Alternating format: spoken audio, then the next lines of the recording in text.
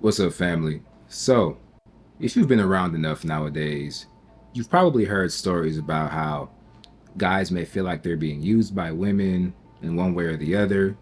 Maybe you might have seen a story online, maybe on social media, about how a guy got finessed out of money or time, things of that nature. So, I kind of wanted to touch on that today, and this might be a long video, but I felt like I just had to get this information out to y'all. If nobody else will tell you, I will. So, I've spoken in previous videos about how women are smarter than us when it comes to dating. And I never really elaborated on that, but I wanted to explain it here. The reason I say that women are smarter than us is because they are able to compartmentalize men and use them almost as tools to get what they want out of them without actually providing anything. And the thing is, since women have so many different suitors, sometimes she won't pick any of them. She'll just keep them around based on how useful they are. Usually you hear about how women are more loyal than us, how they're more fair, and things like that. But the thing about that is, I feel like once most guys get out of their teenage years and into their 20s, they start to see that things aren't as we were told. And what a lot of guys are starting to figure out is that dating is one big finesse for women. Because let's say you were a woman, right? And you were attractive. And there were a bunch of guys who were vying for your attention, who wanted to be with you, etc. You know, all these guys might do a bunch of different gestures, a bunch of different things, some more extravagant than others. Some might give you nice gifts, some might take you on trips, some might give you money, but none of them in particular really stand out to you, right? So if you were in that position, what would you do? The reason I say this is because attractive women tend to have multiple guys who are willing to do things for them, right?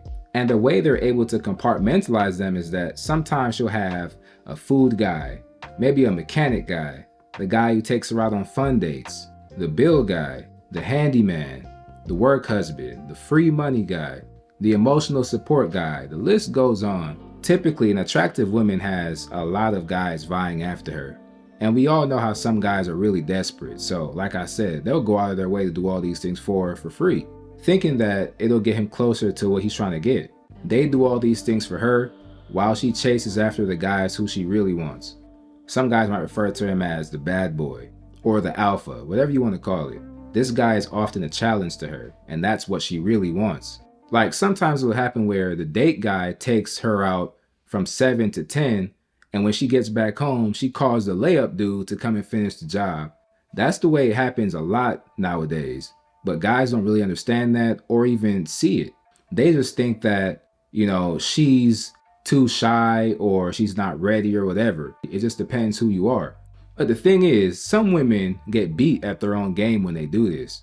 Because instead of finessing a bunch of guys who are like handymen or fun date guys or food guys, she'll have like 3 layup guys who don't do anything for her. Meanwhile, she's giving everything up to them. And look, guys, going on dates doesn't really matter. Some guys will take a woman out on 10 dates. Look, if you have to go out on 10 dates with a woman, she is not attracted to you, dude. You're being finessed. It don't take that long.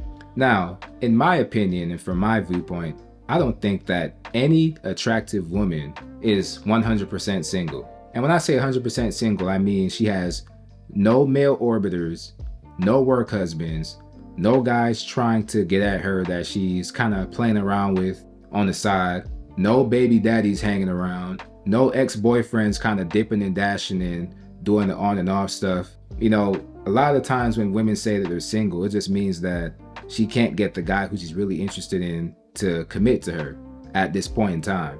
Because think of it like this.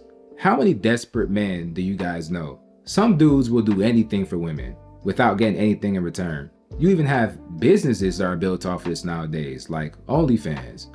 There are some dudes out here that will give away all types of stuff to women just in the hope that she'll give him some attention. Now, obviously it's not viable for every single woman to have 10 different dudes filling all different kinds of roles. So usually what happens is they'll have maybe 1 or 2. And what happens is when she meets new guys who try to approach her or get with her, she'll usually give the "I'm not ready for anything serious, let's just be friends" type of thing. And the thing about it is that a lot of guys will agree to this arrangement. And what happens is, since you are her quote friend now you're required to help her out with bills, give emotional support, validation, attention, manual labor. Like whenever she needs to move, she can call you to come do things. If her car breaks down, you're the one who fixes it. Things like that. You do all those things for free while she does nothing in return. You're basically her surrogate boyfriend.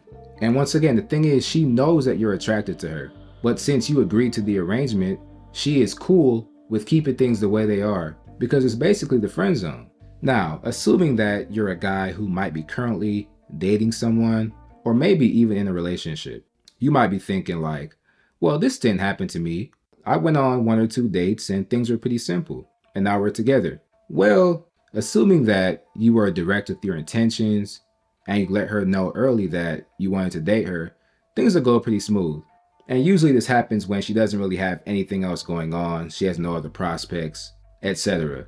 But that doesn't mean that she won't build her roster later on and then maybe find a backup guy who, if things fail with you guys, she can jump right to him. It also doesn't mean that she won't sneak around later on or anything else.